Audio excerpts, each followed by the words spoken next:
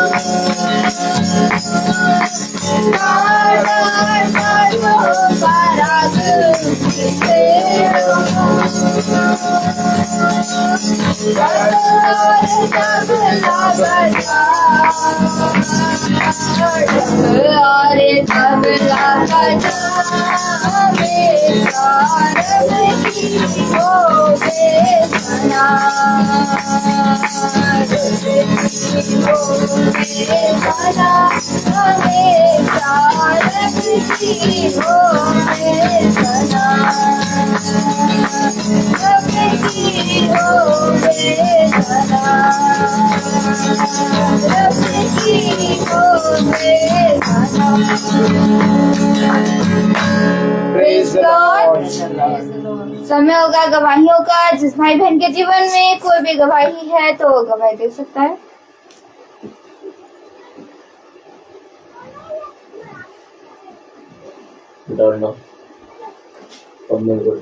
Praise the Lord. Praise the Lord.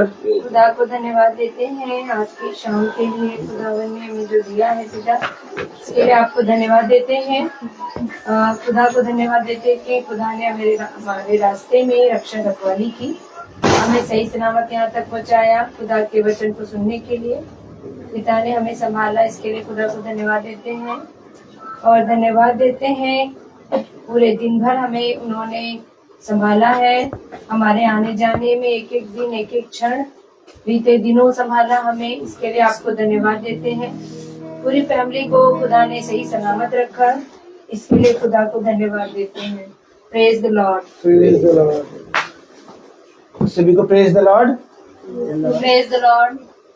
खुदा को धन्यवाद देंगे कि 2 दिन पहले मेरी बहन की बेटी पलंग से गिर गई थी और काफी चोट आ गई थी। यहाँ से होठ आधा हो गया था इस साइड से और काफी कटा हुआ लग रहा था। मुझे लग रहा था कि ठीक नहीं होगा और डॉक्टर के पास लेकर गए तो डॉक्टर बोला इसको टाका लगाना पड़ेगा और वो टाका भी नहीं लगाने दे रही थी। और मैं प्रार्थना कर रहा था खुदा इसको ठीक करे, और ये बहुत चिल्ला भी रही थी, रो भी रही थी। फिर हमने डॉक्टर ने कहा एक काम करो, इसको सिर्फ दवाई लगा दो और छोड़ देते हैं। और हमने दवाई लगा के छोड़ दिया। और जब दोबारा डॉक्टर के पास गए तो घाव काफी भर चुका था और आज दोबारा ले गए तो उधर अच्छे से उसका जल्दी खुदा ने उसको बहुत चंगाई दी। इसके लिए मैं खुदा को धन्यवाद दूंगा कि बहुत जल्दी रिकवरी हो रही है उसके होठ की, और खुदा को धन्यवाद दूंगा कि वो जल्दी जल्दी अच्छी हो जाए। ये सब जो भी कुछ है खुदा की ओर से है, जो भी चंगाई मिली, इसलिए हम सब खुदा को धन्यवाद देंगे। Praise the Lord.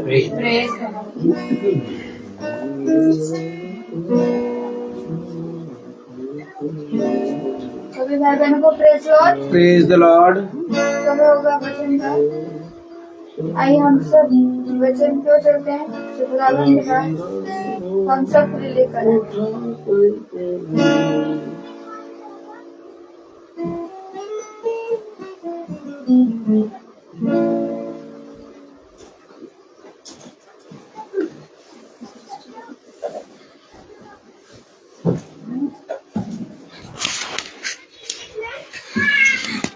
Praise the Lord. Praise the Lord.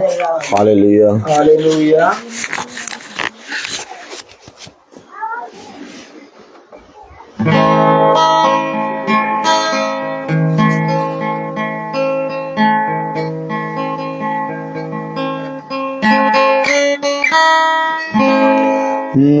मुझे अब तो क्षमा कर प्रभु, मैं गिरा हूँ उठा कर प्रभु, तेरा नाम लिया ना मन से सुमिरन किया ना, मैं गुनाहों में पलता रहा, तेरे विपरीत चलता रहा, तेरी ज्योति जो देखी प्रभु, मेरा जीवन बदलने लगा। Praise the Lord. Praise the Lord. सच में उसने कहा तुम अंश अंश करके बदलोगे और मेरा आत्मा तुम्हारे अंदर वास करेगा और तुम अपने जीवन में उन बातों को होते हुए देखने पाओगे जिन बातों को इस पृथ्वी पर कोई मनुष्य नहीं देख पाता है। मैं तुम्हें बहुत आयत का जीवन दूंगा, बहुत सी बातें मैं तुमको बताऊंगा और आने वाले समय में मैं तुम्हें स्थिर करूंगा। देखो पृथ्वी पर सारी चीजें, जिन जिन वस्तुओं को मनुष्य ने कहा अच्छा है और उस पर मन लगाया, वो सारी चीजें मैं दूर करूंगा और हिलाऊंगा और नष्ट करूंगा, क्योंकि जो मेरे वचन पर मन लगाएगा, जो मेरे वचन पे कान लगाएगा, वो स्थिर रहेगा। अगर हम इस देह में ही बने रहेंगे तो फिर हाँ अपने पिता से कभी मिल ना पाएंगे, बल्कि इस देह में रहने के बाद हमें अंश अंश करके अपने पिता में बदलते जाना है। और जैसे जैसे वचन हम सुनते हैं, जैसे जैसे वचन को हम ग्रहण करते हैं, जैसे जैसे हम वचन पे कान लगाते हैं, वैसे वैसे हमारा मन, हमारा जीवन, हमारा सुनना, हमारा देखना बदलता जाता है। Hallelujah, hallelujah. तो आइए हम सब पिता के वचन में चलेंगे और हम अपने स्थानों पे खड़े होंगे और हम निकालेंगे यशाया उसका 59 अध्याय। Praise the Lord, praise the Lord. यशाया उसका 59 अध्याय निकालेंगे। Praise the Lord, praise the Lord.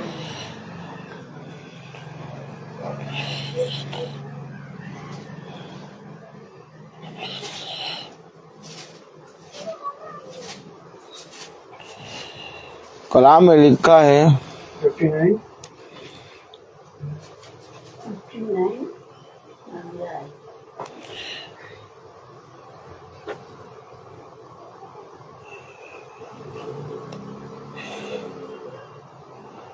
Hallelujah. Hallelujah.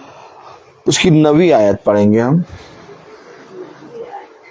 इस कारण न्याय हमसे दूर है और धर्म हमारे समीप भी नहीं आता।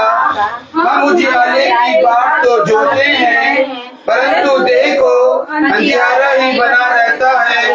हम प्रकाश की आशा तो लगाएं, परंतु घोर अंधकार ही में चलते हैं। खुदावन का वचन जो कि पवित्र है, इस पवित्र वचन को खुदा हम निकम्मों को समझने वाला मन, बुद्धि और समझ दे। आमीन। आमीन। हम सब अपने स्थानों पर बैठ जाएं। कलाम वचन जो हमें बता रहा है वो बातें इसलिए बता रहा है ताकि हम अपने जीवन में निरंतर एक युद्ध में हैं। कभी कभी ऐसा होता है कि हम अपने जीवन में बहुत सी बातों को लेकर एक तरह से हम निश्चिंत हो जाते हैं और अपने जीवन में संसार और संसार में की चीजों के पीछे चलने और उसमें बने रहने लगते हैं। लेकिन जिस समय हमें ये ज्ञात होता है, हमें ये मालूम होता है कि हम एक युद्ध में हैं, उस समय हम वचन के पास आते हैं। आज अगर हम देखें तो मसीही भाई लोग, ईसाई लोग ये भूल गए कि हम एक युद्ध में हैं। वे संसार में की वस्तुएं और संसार में की चीजों के पीछे लग गए और इस तरह से लग गए कि उन्हें अब किसी भी चीज की सुधि नहीं है। वो सोच रहे हैं यही जीवन है। लेकिन जिस समय आपको ये स्मरण आएगा कि आप एक युद्ध में हैं, आप अपने आप को जांचने लगेंगे, आप अपने आप की तैयारी करने लगेंगे, आप अपने आप को पूरी रीति से स्थिर करके आप एक लक्ष्य की ओर दौड़ने लगेंगे। Praise the Lord. अगर हम बहुत ध्यान से देखें, अगर आप ईसाई भाई लोगों से मिलते हैं, बहुत से क्रिश्चियन भाई लोगों के बीच में रहते हैं, जब आप उनके साथ मिलते हैं, उनके साथ रहते हैं, तो देखिए वो किस प्रकार की बातें करते हैं। उनकी बातों में कभी भी खुदा का वचन, खुदा का नाम नहीं आएगा। वह संसार और संसार में की बातों को आपसे इस रीति से करेंगे और इस तरह से वे बुराइयां और हर चीजों को करेंगे जैसे उनके वचन में या तो खुदा ने ये चीज कहा ही नहीं है कि इनसे दूर हो। वे उससे लिपटे रहते हैं और उनके मनों में, उनके अंदर से उन बातों का उल्लेख होता रहता है। जबकि एक मसीही, एक क्रिस्तीय को कैसा रहना चाहिए, ये आप और हम और हर एक वो जना जो वचन को पढ़ता जानता है। कलाम में लिखा है यशाया 59:9, इस कारण न्याय हमसे दूर हो गया। न्याय हमसे दूर हो गया। और न्याय हमसे दूर क्यों हो गया? न्याय क्या है? न्याय क्या है? Praise the Lord. Praise the Lord. न्याय क्या है? मैं अगर आपसे पूछूं न्याय क्या है? हालेलुया। न्याय क्या है? बताइए। सृष्टि जी ने बता दिया, न्याय की इंग्लिश जजमेंट। हम समझ सकते हैं आपकी बात। गॉड ब्लेस यू बेटा। न्याय के विषय में आप क्या जानते हैं? Praise the Lord. Praise the Lord. Hallelujah. Hallelujah.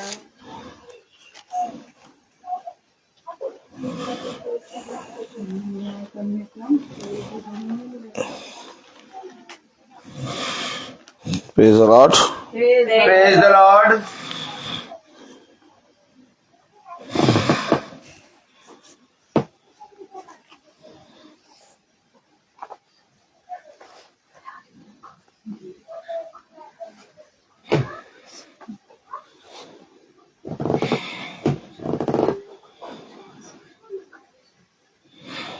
Praise the Lord. Praise the Lord.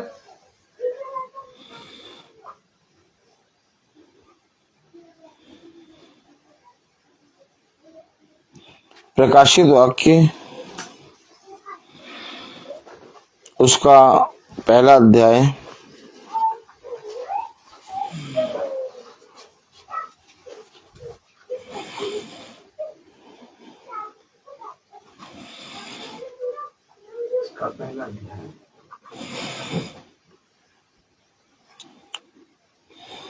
और उसकी 18वीं आयत पढ़े। मैं मर गया था और अब देख मैं युगानुयुग जीवता हूँ और मृत्यु और अधोलोक की कुंजियां मेरे ही पास है। ये पिता के पास पूरा अधिकार है। हालेलुया। हालेलुया। अर्थात मृत्यु और अधोलोक की कुंजियां मेरे ही पास है। और जिसके पास सब कुछ होता है उसके पास न्याय करने का अधिकार है। न्याय करने का अधिकार किसके पास होता है? जिसके पास सब कुछ का अधिकार हो। मृत्यु अधोलोक अर्थात अगर हम 17वीं आयत पढ़ेंगे तो और क्लियर होगा। जब मैंने उसे देखा जब मैंने उसे देखा तो उसके पैरों पर मुर्दा सा गिर पड़ा। जब मैंने उसे देखा तो उसके पैरों पर मुर्दा सा गिर पड़ा। उसने मुझ पर अपना दाहिना हाथ रख कर कहा उसने मुझ पर अपना दाहिना हाथ रख कर कहा मत डर मैं प्रथम और अंतिम और जीविता हूँ। सब कुछ प्रथम अंतिम और जीविता हूँ। अर्थात सब कुछ का अधिकार मेरे पास है। अब मैं आपसे पूछूं कि एक जज कैसी पोशाक और कैसा दिखता है? एक जज कैसा दिखता है? उसके सफेद सफेद बाल होते हैं और उसके आप अगर बहुत ध्यान से देखें तो मैं आपको दिखाऊं। Praise the Lord. Praise the Lord. 14वीं आयत में उसके सिर और बाल श्वेत ऊन वर्ण पाले के समान उज्जवल थे और उसकी आंखें आग की ज्वाला के समान थी। यानी कि एक जजमेंट, एक जज के पोशाक में यीशु मसीह खड़ा है। उसकी सर और उसके बाल श्वेत और उसकी आंखें आग की ज्वाला के समान मानो भस्म कर दे। Praise the Lord. Praise the Lord. ये एक चित्र है जिसे यूहन्ना बयां कर रहा है। मानो भस्म कर दे, क्योंकि यीशु मसीह न्यायकर्ता खुदावन यीशु मसीह। आमीन आमीन। इस पृथ्वी पर हमें जो कुछ काम करना है, जो कुछ भी करना है, जो समय हमारे पिता ने हमारे लिए इस पृथ्वी पर रखा है, उस समय में हमें अपने खुदावन यीशु मसीह को केवल ये बात ध्यान करके कि यीशु मसीह दयावान और विलम्ब से क्रोध करने वाला और हर एक अपराधों को क्षमा करने वाला, यही बात ध्यान करके हमें नहीं चलना, बल्कि हमें ये भी देखना है कि यीशु मसीह एक न्यायकर्ता खुदावन यीशु मसीह भी है। वो आग में भस्म करने वाला खुदा भी है। तो हमें अपने जीवन में इस रीति से अपने जीवन के समय में व्यतीत करना है कि हम पिता के निकट आए। कलाम बता रहा, वचन बता रहा 17वीं आयत में, जब मैंने उसे देखा जब मैंने उसे देखा तो उसके पैरों पर मुर्दा सा गिर पड़ा। तो उसके पैरों पर मुर्दा सा गिर पड़ा। उसने मुझ पर अपना दाहिना हाथ रख कर कहा, उसने मुझ पर अपना दाहिना हाथ रख कर कहा, मत डर, मत डर, मैं प्रथम और अंतिम और जीविता हूँ। मैं प्रथम और अंतिम और जीविता हूँ। ये और इस खुदा के सम्मुख हमें खड़ा होना है। ऐसे पवित्र खुदा के सम्मुख हमें प्रस्तुत होना है। ऐसे पवित्र खुदा के वचन में हमें कान लगाना है। तो हमें पिता के वचन में जो कान लगाना है, जो वचन में हमें चलना है, हमें अंश अंश करके बढ़ना है। जैसा कि कलाम में लिखा, वचन में लिखा, यशायाह 59 और 9, इस कारण न्याय हमसे दूर है। न्याय हमसे दूर हो गया। अर्थात जो खुदा है उसने अपने वचन को हमसे दूर कर लिया। क्यों? खुदा ने अपने न्याय को, अपने वचन को हमसे दूर क्यों कर लिया? 59, हालेलुया, एक मिनट, 59, हालेलुया, 2, परंतु तुम्हारे अधर्म के कामों ने, तुम्हारे अधर्म के कामों ने क्या? हमसे न्याय दूर कैसे हो गया? हमारे धर्म के कामों के कारण। जब हम अपने जीवन में कोई भी काम करते हैं तो हमारे, पहले हम, एक समय था जब हम कोई भी गलत काम करते थे या तो कोई भी जलते हुए तवे में हाथ रखने जाते थे, छोटे से थे, तो मम्मी पापा हमारा हाथ रोक देते थे। हम कोई भी चीज, गलत चीज अपने हाथ में लेके अपने मुंह में डालते थे, तो हम बच्चे थे, हमें नहीं मालूम था, तो मम्मी पापा हमारे हाथ से छीन के उसको फेंक देते थे।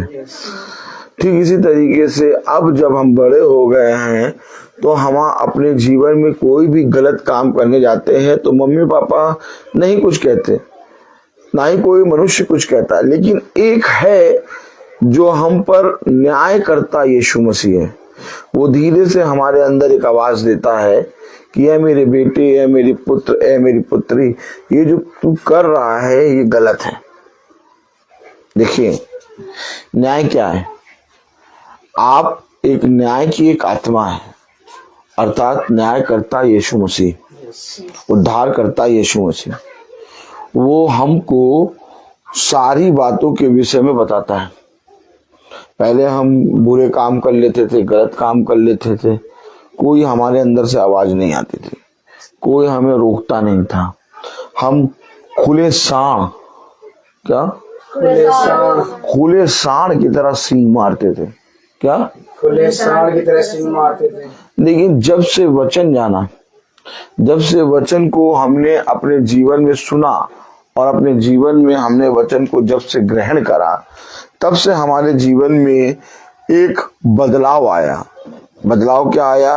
कि जब हम वचन को सुनते, पढ़ते और उसे प्रतिदिन अपने जीवन में ग्रहण करते हैं, तो हम अपने जीवन में जो भी अधर्म के काम में फंसने जा रहे होते हैं या बुरा करने जा रहे होते हैं, उसके बारे में खुदा हमें सचेत करता है। लेकिन कभी कभी ऐसा होता है कि मनुष्य जानता है कि जो मैं कर रहा हूं वो गलत है। और ध्यान से सुनिएगा, मनुष्य जानता है जो मैं कर रहा हूं वो गलत है और खुदा मुझे इस काम से प्रसन्न नहीं होगा। लेकिन जानबूझकर मनुष्य, क्योंकि मनुष्य देह के कारण गिरा हुआ होता है, उस काम में चला जाता है। देखिए, न्याय हमसे दूर है। न्याय हमसे दूर क्यों हो गया? दूसरी आयत, परंतु तुम्हारे अधर्म के कामों ने तुमको तुम्हारे खुदा से अलग कर दिया। अरे अभी तो कहते न्याय दूर है, अब यहाँ कह रहा खुदा से अलग कर दिया। हेलो हेलो हेलो हेलो, कुछ समझ में आया? ये वही खुदा है जो न्याय करता है। ये वही खुदा है जो हमें जन्म ही से बनाता और चलाता है। अभी आप पढ़ रहे थे कि नबी आयत इस कारण न्याय हमसे दूर है। अभी तो आपने पढ़ा न्याय हमसे दूर है, अब आप दूसरी आयत बोल रहे खुदा हमसे दूर हो गया। पढ़े जरा। परंतु तुम्हारे अधर्म के कामों ने तुमको तुम्हारे खुदा से अलग कर दिया है। अर्थात जो आवाज आपके अंदर आती है, अर्थात जो शब्द आपके अंदर आता है, वो शब्द आपको उस अधर्म के कामों में जाने से रोकता है। अपने दिल पे हाथ रख के सोचिए, जब आप वचन को नहीं जानते थे, वचन में नहीं चलते थे, कितने खुले सांड की तरह हम और आप अपराध करते थे, बुराइयां करते थे, गाली बकते थे, अश्लील बातें करते थे, व्यभिचार की संतान थे। सारी चीजें हमारे अंदर कूट कूट भरी करके भरी थी। लेकिन जैसे जैसे वचन को जाना, जैसे जैसे हमने खुदा के वचन को जाना, वैसे वैसे अब हम अपने मुंह से कोई अपशब्द नहीं निकालते। अब हम गाली नहीं देते। हमने किसी से मन्नत मांगी थी क्या कि हम गाली, पिता हमारे साथ ऐसा करके हम गाली ना बके? नहीं, हमने गाली ना बकने की प्रार्थना भी नहीं करी कि प्रभु मेरे अंदर से गाली बकने की आत्मा दूर करो। कभी नहीं प्रार्थना करी। हम देखते हैं कि कई सालों से हमारे अंदर से गाली निकलती नहीं है और बहुत सालों से निकल ही नहीं रही है। क्यों नहीं निकल रही है? क्योंकि पिता के वचन में चलने के कारण वो आत्मा हमारे पास से चली गई। अब आपसे मैं पूछूं, आपने कितने वर्षों से मैं कहूंगा गाली नहीं दी? अब पहले आपके मुंह पे हमेशा गाली रहती थी, पहले झगड़े होते थे, झगड़ों में गालियां निकलती थी। अब कितने वर्षों से झगड़े नहीं हुए, अब कितने वर्षों से गाली नहीं निकली। सोचिए, कभी सोचिए ये बात। क्या हो गया? आपने प्रार्थना भी नहीं करी गाली कि मेरे अंदर से गाली की आत्मा निकले? करी आपने? नहीं करी। वो ऑटोमेटिक निकल रही है। अर्थात जब आप वचन के साथ बने रहते हैं तो वचन खुदावन यीशु मसीह जानता है कि तुम्हारे अंदर क्या क्या अपराध हैं, तुम किन किन विषय में अपराधी ठहराए जाओगे। तुम्हारे अंदर के अधर्म के कामों को, एक एक अधर्म के कामों को खुदावन यीशु मसीह जानता है। खुदावन का वचन कहता है मनुष्य के आत्मा के सिवा और कोई नहीं जानता कि मनुष्य के मन में क्या है। ठीक इसी तरीके से खुदा का आत्मा इन सारे विषय के विषय में सही से जानता है। और खुदा कह रहा है, वचन कह रहा है कि जब तुम उन अधर्मों में पड़े हुए थे तो मैंने तुम्हें उन अधर्मों से बाहर निकाला। तुम कहां पड़े हुए थे? वो उड़ाव पुत्र, व्यभिचार, लीला कीड़ा और धन संपत्ति, भोग विलास, सब चीज एक एक अधर्म उसके अंदर नहीं था। उसके अंदर संसार के सारे पाप छिपे हुए थे। लेकिन यीशु मसीह ने उसे उन सारे अधर्म से निकाल के बाहर खड़ा कर दिया। आप सोचिए, और जिस अवस्था में वो पड़ा था, उस अवस्था में वो स्वरों का भोजन खा रहा था। हम जिस अवस्था में पड़े हुए थे, खुदा के वचन को जब हम नहीं सुनते थे, जब हम खुदा के वचन को नहीं जानते थे, तो जिस अवस्था में हम पड़े हुए थे, उस अवस्था में हम इस संसार के मल और मूत्र को खा पी रहे थे। आप कहेंगे ये क्या कह रहे हो? यस, हकीकत है।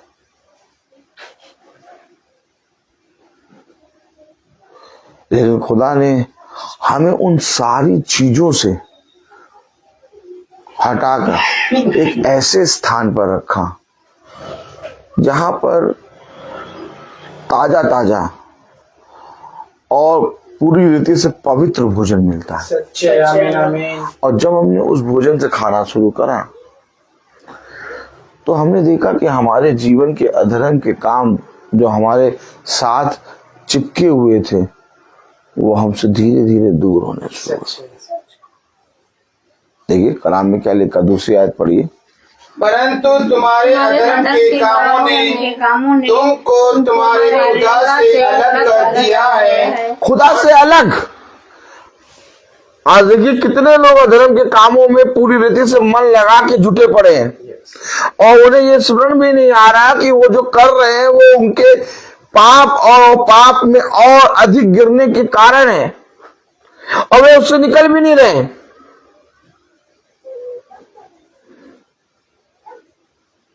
आप बताइए,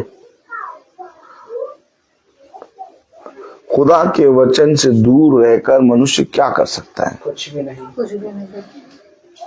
और आप खुद अपने आप से बताइए, खुदा के वचन से मनुष्य कितनी दूर है? वचन में आना नहीं चाहता, वचन को सुनना नहीं चाहता, खुदा के भवन में बैठना नहीं चाहता, खुदा के वचन को के विरोध में निंदा कर रहा है। आप मनुष्य खुदा के वचन को ग्रहण ही नहीं करना चाहता। मनुष्य ने अपनी ही एक धार्मिकता बना ली और उस धार्मिकता के विषय में मनुष्य बहुत ज्यादा मन लगा के जुटा पड़ा है। हो क्या रहा है? मनुष्य के हाथ से सब कुछ निकलता जा रहा है, सब कुछ निकलता जा रहा है। आप मुझे बताइए, आप मुझे बताइए कि क्या मनुष्य ने इस वचन को छोड़ के एक अपनी धार्मिकता नहीं बना ली? उसने एक अपना रीति, एक अपना रिवाज, एक अपनी ही धार्मिकता, जैसे वचन कहता है कि तुमने अपने अधर्म के कामों के कारण मेरी धार्मिकता को काट दूर करके अपनी ही एक धार्मिकता बना ली है। और आज मनुष्य उसी को सच जान बैठा है। सबसे ज्यादा प्रॉब्लम क्या हो रहा है? सबसे ज्यादा प्रॉब्लम ये हो रहा है कि उसने उस अधर्म के कामों को सच में बदल दिया है और उसने कहा ये सच है, लेकिन सच वो जानता ही नहीं। खुदा दूर होता जा रहा है। क्या होता जा रहा है? दूर होता जा रहा है। क्यों दूर होता जा रहा है?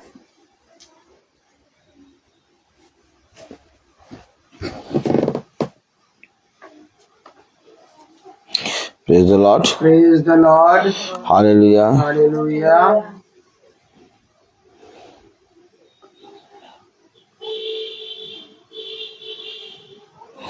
आठवीं आयत पढ़े।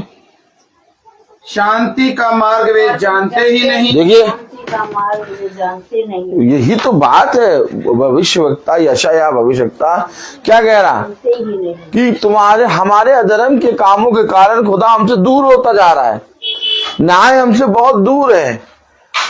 कलाम कह रहा, वचन कह रहा, शांति का मार्ग वे जानते ही नहीं है। शांति का मार्ग वे जानते ही नहीं।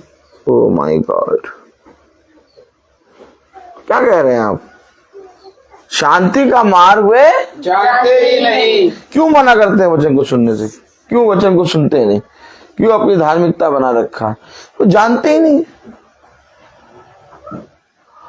हम लोग कहते हैं इनके घर में भी बाइबल है, इनके पास भी ये भी ईसाई है, ये भी वचन को जानते होंगे। हम लोग के मन में ये होता है यार ये वचन जानने के बाद भी ऐसा क्यों करते? कलाम कह रहा है वो जानते ही नहीं।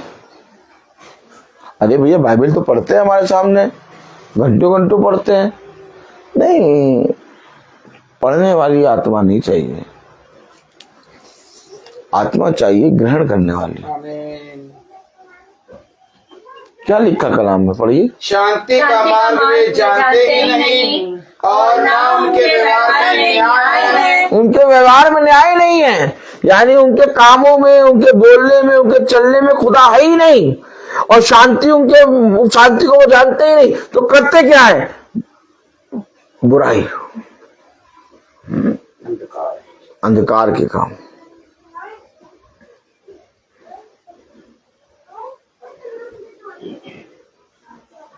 क्यों आखिर बाइबल पढ़ रहे हैं? क्यों आखिर वचन को सुन रहे हैं? क्यों आखिर वचन में आके बैठे हैं? हमें एक भय किससे? ब्रदर रोहित से नहीं। फिर किससे? खुदा से। ये एक है जो स्वर्ग से हमें देख रहा है। वो देख रहा है कि मेरा वचन होने जा रहा है, मेरे लोग कहाँ हैं? उसने कहा पृथ्वी पर मनुष्य का भय ना मान, उससे ना डर जो तेरे शरीर और तेरी आत्मा दोनों को नाश करे, बल्कि उससे ना डर जो तेरे शरीर को नष्ट करे, बल्कि उससे डर जो तेरे शरीर और आत्मा दोनों को नाश कर सकता है। कलाम कह रहा, वचन कह रहा, शांति का मार्ग वे जानते ही नहीं और न उनके व्यवहार में न्याय है। उनके पद टेढ़े हैं, जो कोई उन पर चले वह शांति ना पाएगा। जो कोई उस पर चले वो शांति ना पाएगा। उनके पथ टेढ़े हैं और वो कहते हैं अरे हमारे साथ चलो। क्या कहते हैं? हमारे साथ चलो। कभी भी वे आपको वचन में जाने या वचन को सुनने के लिए प्रेरित नहीं करेंगे, बल्कि आप जब वचन में जा रहे होंगे तो वे आपको मना करेंगे। देखिए, हमेशा एक बात याद रखिए, जो वचन खुदा ने हमें और आपको दिया वो हमें हमारे जीवन में एक बदलाव के लिए दिया है। एक वो व्यवहार, वो कैरेक्टर जो हम अपने बाप दादाओं से जीते आ रहे हैं हमारे पास था, लेकिन खुदा कहता है कि मैं तुम्हें एक नई सृष्टि बनाऊंगा, तुम्हारे अंदर से पत्थर का हृदय निकाल के मांस का हृदय लगाऊंगा और तब तुम एक नई सृष्टि हो जाओगे। अर्थात पिता ने हमें और आपको इस पृथ्वी पर बदलने के लिए, एक कैरेक्टर चेंज, एक पूरे स्वभाव को बदलने के लिए हमें और आपको इस पृथ्वी पर समय दे रहा है। हम सोच रहे हैं कि हमें पिता ने एक लंबी आयु और समय इसलिए दे रहा है कि हम अपने काम करें, जीवन के काम करें, अपने बच्चों को पालें, अपने पत्नी को देखें, अपने आप को देखें, अपने कामों को देखें। ये सारे काम तो जैसे हवा चलती है तो जरूर है कि अवश्य कि पत्ते हिलेंगे, ये सारे काम होंगे, लेकिन तुम्हें इस पृथ्वी पर समय इसलिए दिया गया कि तुम इस समय में रहते हुए अपने सृष्टिकर्ता को जान जाओ और जैसा तुम्हारे सृष्टिकर्ता ने कहा उसके अनुसार करने में तुम चौकसी करो। मीन हम इस पृथ्वी पर इसलिए जीवित हैं, लेकिन जिस मनुष्य को पिता ने जीवित रखा कि वो मेरे वचन को जाने और मेरी आदर और मेरा महिमा करे, वो मनुष्य अधर्म के कामों में इस रीति से लग गया कि उसने शांति और सत्य का मार्ग छोड़ दिया और अपने जीवन में अपने खुदा को त्याग दिया। देखिए, पढ़िए जरा दूसरी आयत में क्या लिखा है। परंतु तुम्हारे अधर्म के कामों ने तुमको तुम्हारे खुदा से अलग कर दिया है और तुम्हारे पापों के कारण उसका मुंह तुमसे ऐसा छिपा है कि वह नहीं सुनता। खुदा अलग हो गया, खुदा दूर हो गया, खुदा ऐसा छिप गया हमसे कि अब वो नहीं सुनता। क्यों? क्योंकि हमारे अधर्म के काम बढ़ गए और हमने अपने अधर्म के कामों की तरफ दृष्टि नहीं करी।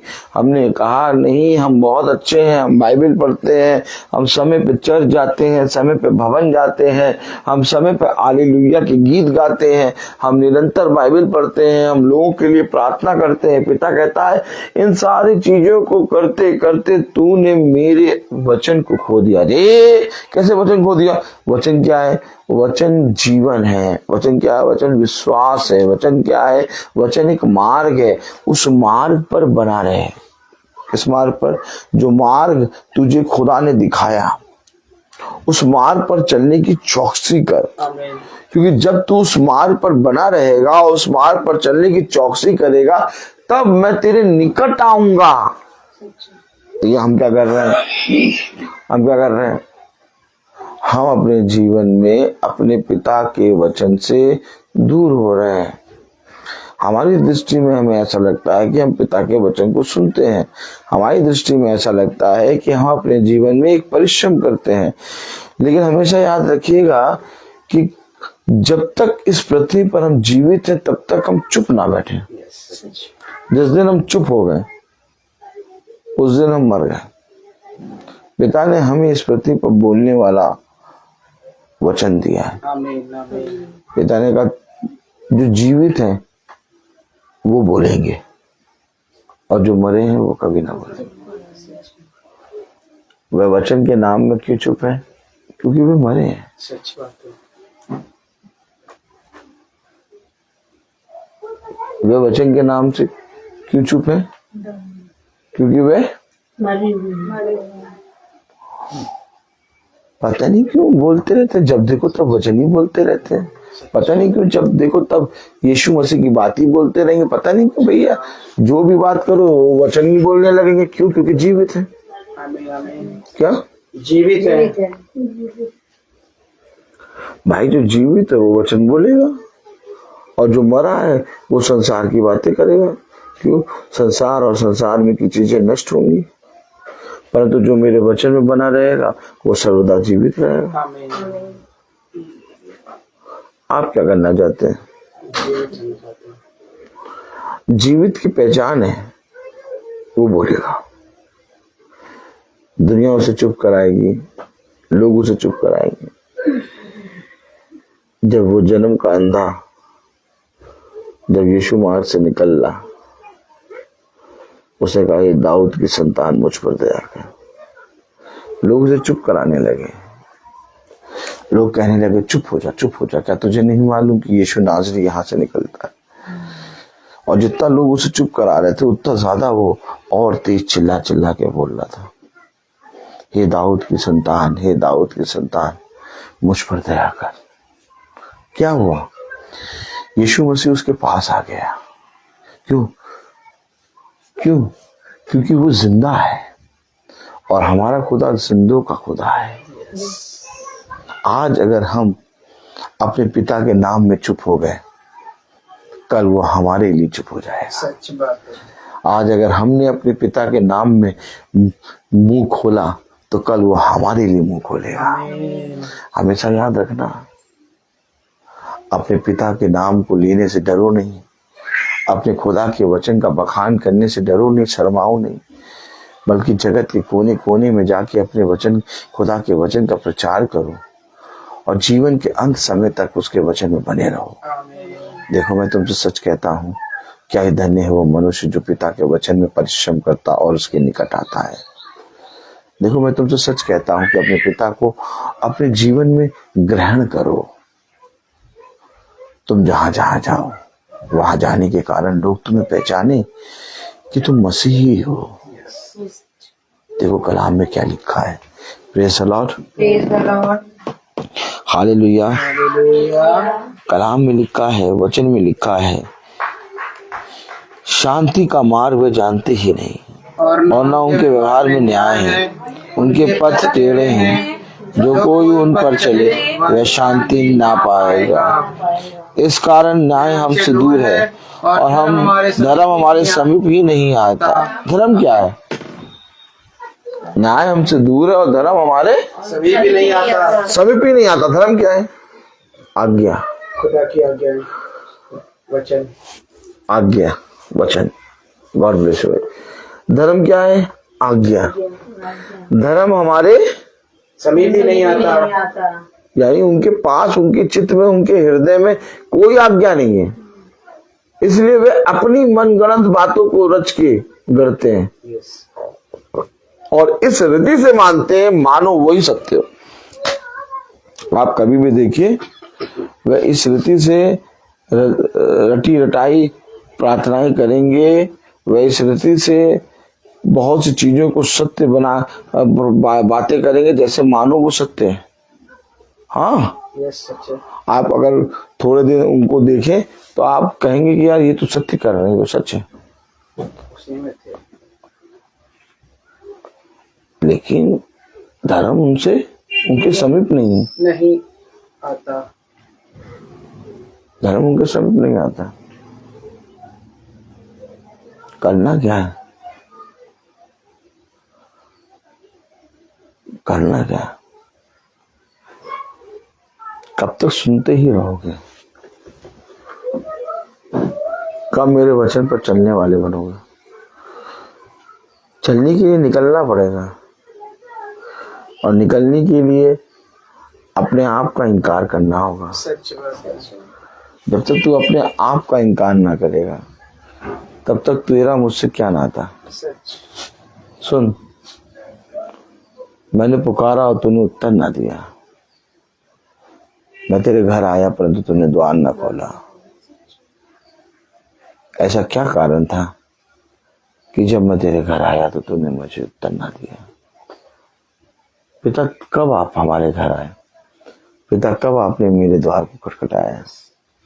देख, तू अपने अधर्म के कामों में और अपने जीवन के अधर्म के कामों में इतना व्यस्त था, इतना लीन था कि तूने मेरी बुलाहट को सुना ही नहीं। मैं आया और मैंने तुझे बुलाया परंतु तूने उत्तर ना दिया। याद रखना, ऐसा कोई मनुष्य नहीं है जिसके पास पिता ना आए। हर एक के जीवन में एक बुलाहट है और हर एक के जीवन में एक सेवा है। हर एक के जीवन में पिता ने अपने एक शब्द को दे रखा है और जो कोई मनुष्य उस शब्द के पीछे चलना शुरू करेगा उसका उद्धार होगा। परंतु जो कोई मनुष्य उस शब्द का इनकार करेगा पिता अपने राज्य में उसका इनकार करेगा। देखो, मेरे राज्य में न धर्म जाएगा, न धन जाएगा, न बुद्धि जाएगी, न घमंड जाएगा। मेरे राज्य में वही जाएगा जिसने पृथ्वी पर रहते हुए मुझे स्वीकार किया। देखो, एक समय था जब मैंने तुमसे बातें करी परंतु तुमने सुनना ना चाहा। आज तुम बोलोगे और मैं नहीं सुनूंगा। याद रखो, आज तो हम इस पृथ्वी पर बहुत सी तमाम सी जगहों पर जाके अपने मन को बहला सकते हैं, परंतु जब हम आग की झील में डाले जाएंगे तो कहाँ जाएंगे? इससे पहले कि हम आग की झील में डाले जाएं, हम स्वर्ग के राज्य के लिए अपने आप को तैयार करें। देखो, मैं अपना बलवंत है ना हाथ बढ़ाकर तुम्हारी रक्षा करूंगा। देखो, मैं तुमसे सच कहता हूं कि स्वर्ग के राज्य में वे प्रवेश भी ना कर सकेंगे, क्योंकि स्वर्ग के राज्य में मनुष्य की बातें नहीं चलती। स्वर्ग के राज्य में मनुष्य का शब्द नहीं होता, क्योंकि मनुष्य और मनुष्य का शब्द, उसका वचन जाता रहेगा, परंतु जो मेरे वचन में बना रहेगा वो स्थिर रहेगा। स्वर्ग के राज्य में जाने के लिए तुम्हें मेरे शब्द और मेरे वचन की आवश्यकता होगी। ये वचन जो इसका तुमने आज इस पृथ्वी पर इनकार किया, वही वचन तुम्हें सब स्वर्ग के राज्य में ले जाने की सामर्थ्य रखता है। आमीन।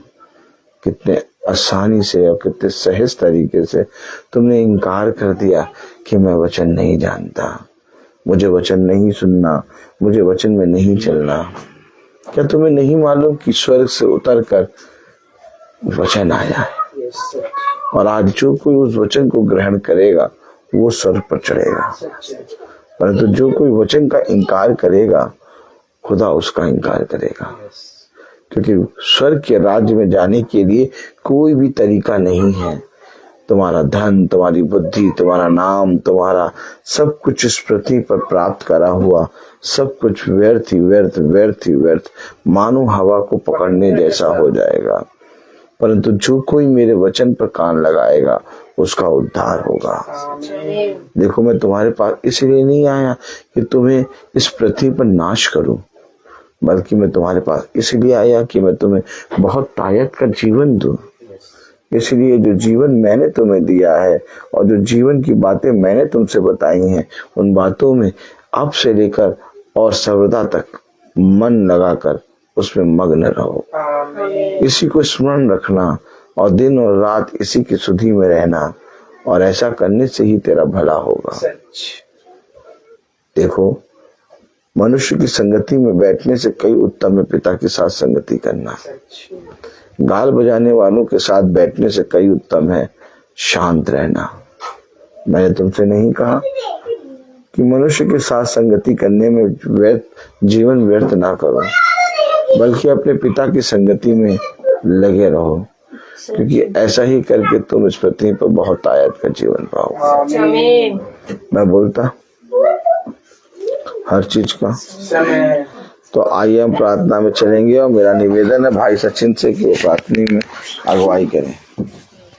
आइए हम सब प्रार्थना में चलते हैं। धन्यवाद धन्यवाद धन्यवाद स्वर्ग और पृथ्वी के सृष्टिकर्ता, हमारे उद्धार करता प्यारे प्रभु यीशु, हम आपका धन्यवाद करते हैं आज के पवित्र दिन के लिए, पवित्र समय के लिए खुदावन यीशु। धन्यवाद देते हैं तुझे पवित्र इस घर के लिए खुदावन यीशु, जिसे तूने अपनी आत्मा में तैयार किया है खुदावन यीशु। धन्यवाद देते हैं अपने दास के लिए खुदावन यीशु, जिसे तूने अपनी आत्मा में भर भर के अपने सारे वचनों से, सारी आज्ञाओं से सिखाया और बताया खुदावन यीशु। धन्यवाद देते हैं खुदावन यीशु कि आपने हमें दास दिया है खुदावन यीशु, जो हमें सिखाई सच्चाई के मार्ग पर चलाता है।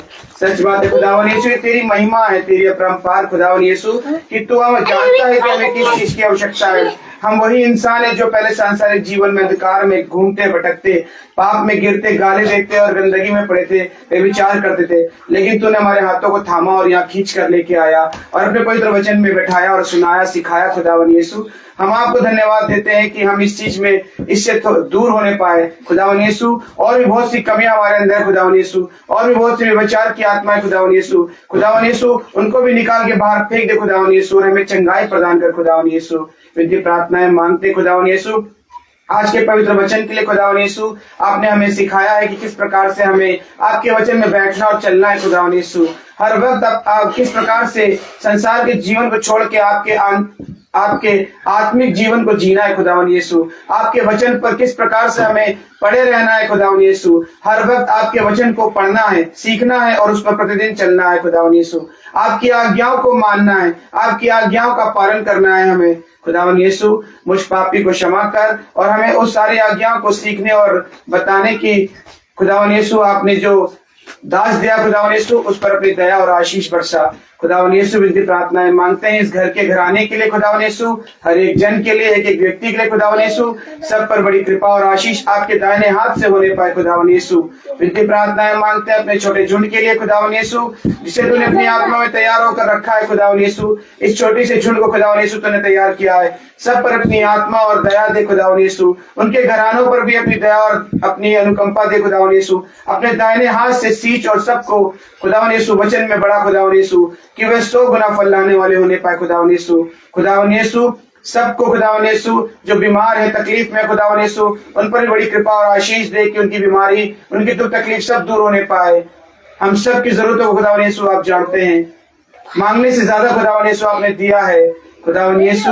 इन छोटे बच्चों को खुदावन यीशु अपनी दया और अपनी अनुकंपा दे खुदावन यीशु। इन्हें बुद्धि और ज्ञान दे खुदावन यीशु, ये सीखने पाए और आपके वचन पर चलने पाए खुदावन यीशु, और आपके नजदीक आने वाले होने पाए। जो बच्चे एग्जाम दे रहे हैं और जिन बच्चों ने एग्जाम दे दिया खुदावन यीशु, उन सबको तूने खुदावन यीशु अपनी दया और आशीष से बहुत अच्छे नंबरों से पास कर दिया खुदावन यीशु। जिनके एग्जाम स्टार्ट होने वाले खुदावन यीशु, उन पर भी बड़ी कृपा और आशीष दे खुदावन यीशु, कि वह अपना एग्जाम अच्छे से देने पाए खुदावन यीशु। मार्ग में सबकी रक्षा सुरक्षा कर खुदावन यीशु।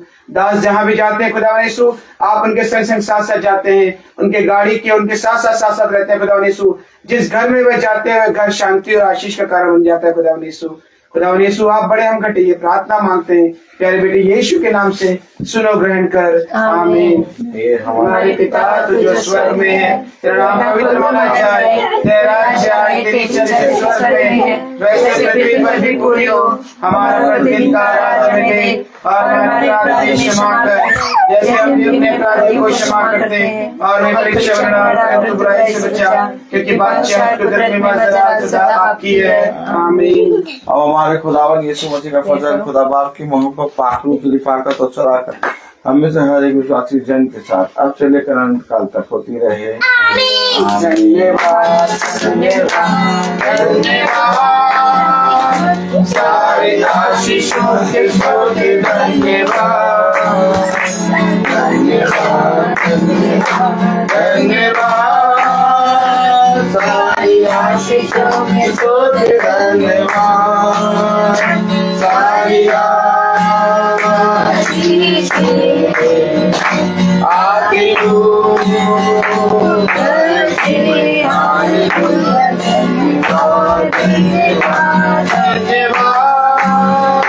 सारी आशीषों के धन्यवाद। Thank you. सब भाई बहनों को प्रेज द लॉर्ड। सूचित किया जाता है कि कल बहन एंजल के यहाँ प्रार्थना होगी 4:30 बजे अलीगंज में। कल अलीगंज में है मीटिंग और हम 4:30 बजे वहां प्रार्थना स्टार्ट करेंगे। खुदा चाहेगा तो हम सब वहां पर पहुंचेंगे और वहां पर बहन के यहाँ प्रार्थना स्टार्ट करेंगे। सब भाई बहनों को प्रेज द लॉर्ड।